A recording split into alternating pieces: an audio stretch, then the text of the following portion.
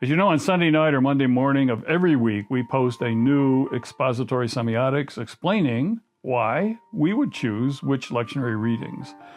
But in these readings, our dream is, and our desire is, to help you read the signs and fondle the details and spot the seminal metaphors, the condensed signs and the stories that are key for preaching to a digital culture. So strap on your seatbelt and join us as we prospect our passages for today. This is LenTalk 99, believe it or not, for the 13th of February, 2022. Our passages to choose from: Jeremiah 17, 5-10, Psalm 1, 1 Corinthians 15, 12-20, the hammering on the importance of the resurrection. And then the one that we're going to spend some time on is Luke 6, 15-26. This is the Sermon on the Plain. Now, we have a Sermon on the Plain and a Sermon on the Mountain. Both sermons were delivered early in Jesus' ministry. Both are tied to the calling of the disciples. So there's a lot of similarities between the two, but there are some very distinguishing differences, and not unimportant ones. The Sermon on the Plain is where he went from the mountaintop, where he spent the night praying, and then came down to a level place, on level ground. And on this level ground, the Sermon on the Plain, he preached something that was grounded in reality, very earthy in tone, and very spare and sparse in its focus. Jesus went up and sat down to deliver the Sermon on the Mount. He went down and stood up to deliver the Sermon on the Plain. So there are very marked dissimilarities, but I really think there's a lot of debate among scholars, but I really think that these are delivered at two different times. One is Sermon on the Mount, Sermon on the Plain, but the Sermon on the Plain, the one we have here today, is a condensed version of the Sermon on the Mount. Jesus went from 8, some say 9 Beatitudes. This is, I think they're miscounting the long section on persecution as 2 different Beatitudes. But the Sermon on the Mount is directed to a much more Jewish crowd, so they can handle a lot of the nuances and the subtleties and the finer points. Sermon on the Plain, our sermon today, was directed to a Gentile, and so it's a much more kind of manifesto-ish sermon. And what I want to do is I want to give you a translation, because I'm not happy with any of the others. But I think that Eugene Peterson, in The Message, has captured the best this Sermon on the Plain for what Jesus was intending, which I want to argue is a manifesto on what it means to be human. As short and simple and creedal a manifesto what it means to be human, specifically a Jesus human, that you can find. So let's get The Message translation. Coming down off the mountain with them, he stood on a plain surrounded by disciples, and was soon joined by a huge congregation from all over Judea and Jerusalem, even from the seaside towns of Tyre and Sidon. These were coastal cities known for their pirates and their all sorts of shipping culture, their marine culture. They had come both to hear him and to be cured of their diseases. Those disturbed by evil spirits were healed. Everyone was trying to touch him. So much energy surging from him. So many people healed. And then he spoke. Notice healing came before preaching and teaching. You're blessed when you've lost it all. God's kingdom is there for the finding. You're blessed when you're ravenously hungry, then you're ready for the messianic meal. You're blessed when tears flow freely. Joy comes with the morning. Count yourself blessed every time someone cuts you down or throws you out. Every time someone smears or blackens your name to discredit me. What it means is that the truth is too close for comfort and that the person is uncomfortable. You can be glad when that happens. Skip like a lamb if you like, for even though they don't like it, I do. And all heaven applauds. And know that you are in good company. My preachers and witnesses have always been treated like this. But it's trouble ahead if you think you have it made. What you have is all you'll ever get. And it's trouble ahead if you're satisfied with yourself. Yourself will not satisfy you for long. It's trouble ahead if you think life's all fun and games. There's suffering to be met, and you're going to meet it. There's trouble ahead when you live only for the approval of others, saying what flatters them, doing what indulges them. Popularity contests are not truth contests. Look how many scoundrel preachers were approved by your ancestors. Your task is to be true, not popular. Now, I think there is a reason why the Sermon on the Plain has these zinger memes that still echo today, because they resonate deep in us, what God initially called humans to be and how God made us, and how this is in some ways a contra-culture thing here. We're to be in the culture but not of it, and the culture doesn't get this, and the culture wants a different kind of human. It doesn't want a Jesus human. Well, let me give you some of the famous little zingers that occur in Luke 6 that we've read. They're not so much in the Message because we picked them up from the King James and the Revised. And love your enemies and do good to those who hate you. Do unto others as you would have them do to you. Do not judge, and you will not be judged. Out of the overflow of the heart, the mouth speaks. And then you've got these. So you got these four basic blessedness, blessed. But then you got these 7 startling commands. Love your enemies. Anyone can love family. Anyone can love friends. But only a Jesus human loves enemies. Hardest thing in the world to love those who hate you, to love the haters. Love your enemies. Be good to those who hate you. Bless those who curse you. Pray for those who use you spitefully. Turn the other cheek to the one who strikes you. Give generously to everyone who asks you. And then do to others as you would have them do to you.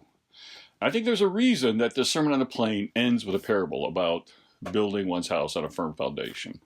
Because it provides us right here at a basic manifesto for how to build your life as a Jesus human, and how to be human to the full. I have come that you might have life, that you may have it abundantly, to the full, whole life, life to the full, life to the hilt, humanity to a full human life right here. But not just any kind of human life, the original human life that God intended for us, that we've got to swim upstream. We're like salmon here. We got to swim upstream. The disciples of Jesus are salmon-like. They're swimming upstream in a culture that does not get this. Now, I mentioned that the Sermon on the Mount, 8, the Sermon on the Plain, 4. 4 beatitudes, if you will, 4 blesseds, for happy are those. We forget that in a focus on addition, in a focus on church growth and multiplication, in a focus on all the divisions going on in the church today. Is there any church that's not coming apart at the seams? Any denomination? When's the last time you heard anything about subtraction? Did you hear anything out there about the importance of subtraction and taking away? There's an old story, and it's a story that started about the brilliant Renaissance artist Michelangelo. Supposedly, he was asked about the difficulties he must have encountered in sculpting his masterpiece, David. But he replied with an unassuming and kind of very nonchalant description of his creative process. He said, "It is easy to sculpt a David out of this giant block of marble. You just chip away the stone that doesn't look like David. You just chip away the stone that doesn't look like David. In other words, chip away everything that's not a true David. Chip away anything that doesn't look like a Jesus human. Chip away anything that doesn't look like a human in God's image." So in some ways, subtraction and multiplication take place at the same time. Sometimes we see more and more by seeing less and less. Sometimes we hear more and more by hearing less and less. And sometimes we need subtraction even before the multiplication. Nobody's ever been able to find this comment by David. By Michelangelo about David. And all sorts of investigators, quote investigators, have looked into this. And the first and best source for where they think this started, and I just mentioned this because it's part of my tribe, was an 1858 issue of the Methodist Quarterly Review. And the author of this article in this 1858 edition of the Methodist Quarterly Review had this to say. This I think is the very stem of this old tradition of, it's easy to sculpt a David. You just chip away at everything that's not David. "It is the sculptor's power, so often alluded to, of finding the perfect form and features of a goddess in the shapeless block of marble, and his ability to chip off all extraneous matter and let the divine excellence stand forth for itself. Thus, in every incident of business and every accident of life, the poet sees something divine and carefully scales off all that encumbers that divinity and permits it to be revealed in all its transcendent loveliness." And then in 1883, George Pentecost, isn't that a great name? I have a last name of Pentecost. George Pentecost published the essay, "The Angel in the Marble."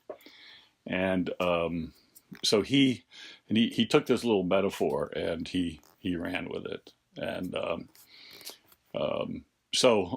and found the angel in the marble. But we have here a description, a subtraction from the 8 down to 4, a bare bones foundation on which to build a Jesus human life to the full. And let me also tell you why I think this is so important and why this needs to be featured, and especially in light of this text. Jesus had a favorite description for himself. It is badly translated by everybody. I mean, I went through and tried to find somebody who's not translating this. The Son of Man.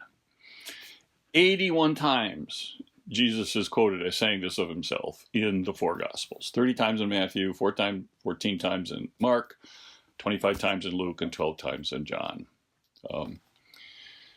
Now you find Son of Man, the phrase Son of Man, in the Hebrew scriptures. And it appears over 100 times in the Hebrew Bible. but it always refers to human beings and the excellence of human beings, or the epitome of human beings. But you never have in all Greek literature. There's nowhere everybody has ever found this addition of what Jesus did, the Son of Man, as a reference to himself. There are no records of any use in any surviving Greek documents of antiquity. The Son of Man. Now, the reason why this is so important, as we think about how Luke subtracts these 8 Beatitudes into 4, and in many ways matching the 4 cardinal virtues of temperance, justice, prudence, and fortitude. The best translation of this in today's language is not the Son of Man. In fact, it's so archaic, it's bad theology, the Son of Man. The human one is one other scholar, and I like this too, but I just don't think it has the sound, the eloquence, and the ear. Humanity's son. Jesus is the last Adam. He is what the first Adam couldn't do. Show us how to be the full human that God made us to be. And you can't be human without the divine. And so Jesus is constantly pointing us to the divine that can make us, the divine breath that can make us human. And he is the human one, the fully human one, the one that models in his life and in his teachings and in his healings and everything that he does what it means to be human.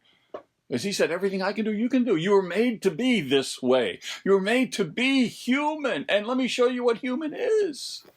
And here, in the Sermon on the Plain, we have a manifesto as dense and distilled as you can get of what it means to be fully human, as Jesus, humanity's son, or the human one, taught us. And we have here the universal human values that were embedded in the first Adam, but are renewed and recalled and reinstituted and reinvigorated and recapitulated and repristinated in Jesus, the human one. Universal human values of the universal love, the equality of people, the obligation to serve the less fortunate, the imperative of a spirit of love and charity and love and giving, generosity and charity. There are here, as you notice, in the Sermon on the Plain, both blessings and woes. Now, the woes we translate them woe, but it's really warnings. The woes are warnings. And these blessings, I have an opposite side of warnings. If you don't, we're told to love your enemies and turn the other cheek. And we get warnings if we don't. Treat others the way you want to be treated, and we get warnings if you don't. Don't judge, and you won't be judged. Don't condemn, and you won't be condemned. Forgive, and you will be forgiven. Give, and you will receive. Remove the log from your own eye before attending to the splinter in your friend's eye. That's later on in Luke 6:40-42. And then, can the blind lead a blind? Disciples are not above their teacher. And then we get the metaphor in verses 47-49 later in Luke, that a good tree does not produce bad fruit, and a bad tree cannot produce good fruit. And each tree is known by its fruit. And so why do you call me Lord and don't do what I command? Why do you call me Lord and don't be the human that I'm calling you to be? And whoever follows these words builds a life on a rock and will survive. And whoever doesn't builds on sand and will be destroyed. I'm going to read, this is from Ambrose, one of the early church fathers, and this is his commentary on the Sermon on the Plains, and it's just so beautiful. He ascends with the apostles and descends to the crowds. How would a crowd see Christ except at a low level? It does not follow him to the heights.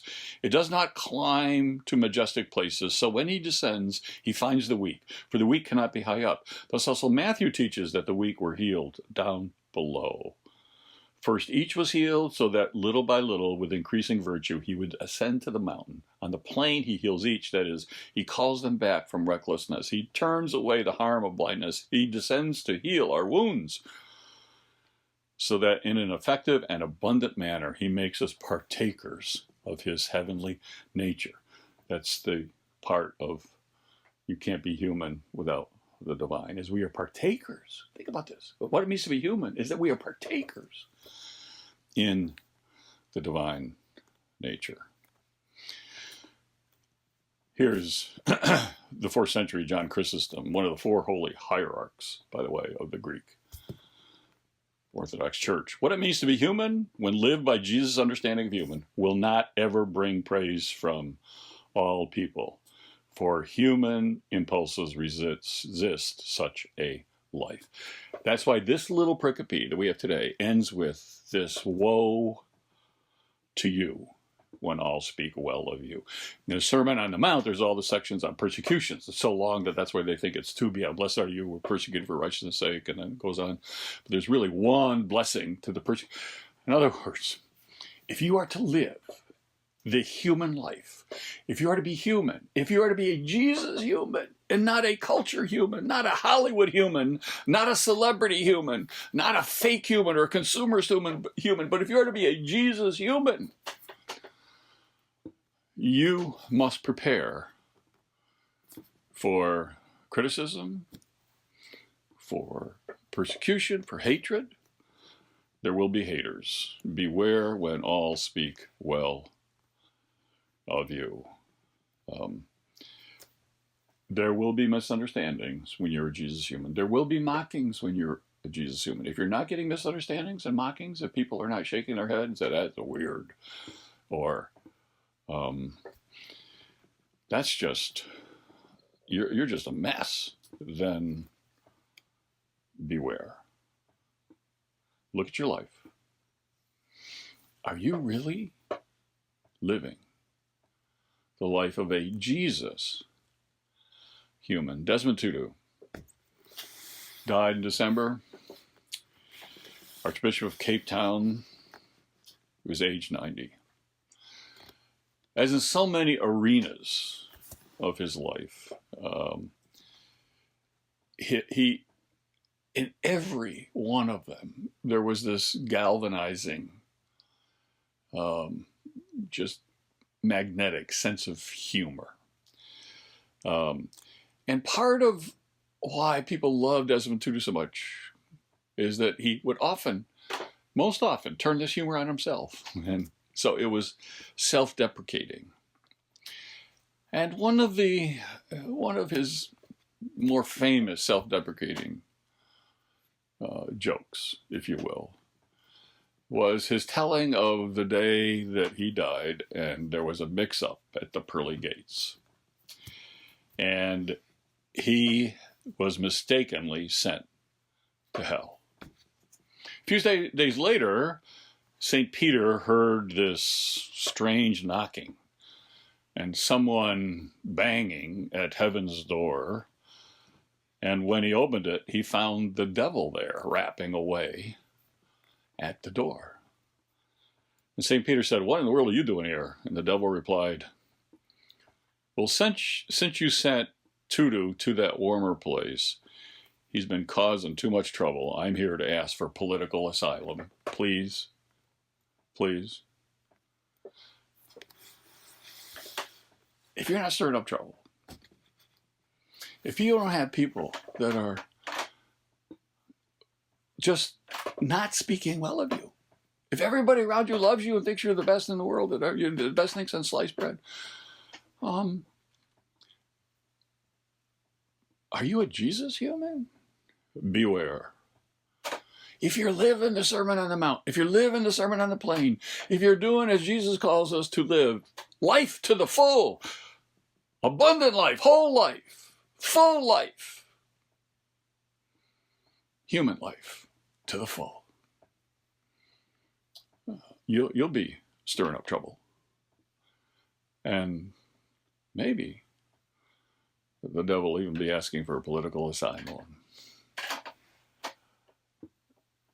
The need for subtraction as we talk about multiplication, and to get back to the basics of what it means to be a Jesus human.